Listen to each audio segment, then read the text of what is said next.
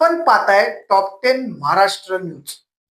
वसई विरार शहर महानगरपालिका अंतर्गत येणाऱ्या शाळेमध्ये मुलींसाठी सॅनिटरी पॅड ठेवावे असा आदेश सर्वोच्च न्यायालयाने दिलेला आहे. परंतु महानगरपालिकेचे अधिकारी या सगळ्या गोष्टीकडे कानाडोळा करतात.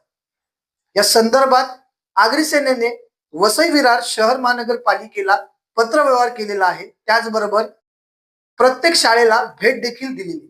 या संदर्भात आगरी सेनेच्या महिला जिल्हा अध्यक्षा रुपाली संदेश पवार यांच्याशी आपण बातचीत केलेली आहे.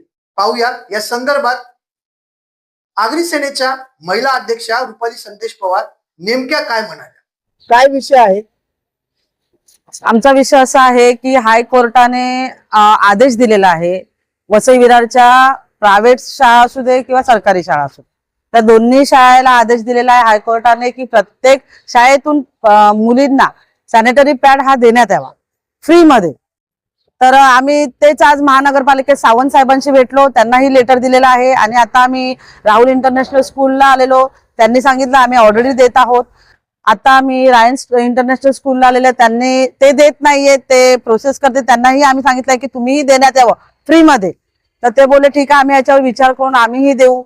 अशा आम्ही वसई विरारच्या प्रत्येक शाळेमध्ये सर्वे करतोय आणि प्रत्येक शाळांना आम्ही हे आव्हान करतो की तुम्ही प्रत्येकाने देण्यात यावा फ्री अँड कॉस्ट. या सर्व संदर्भात आगरी सेनेने आता मुख्य भूमिका घेतलेली आहे.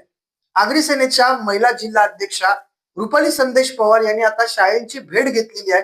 शाळेला सुद्धा समज देण्याचं काम आगरी सेनेच्या वतीने आपल्याला पाहायला मिळते. Top 10 Maharashtra news, Vasai Virar.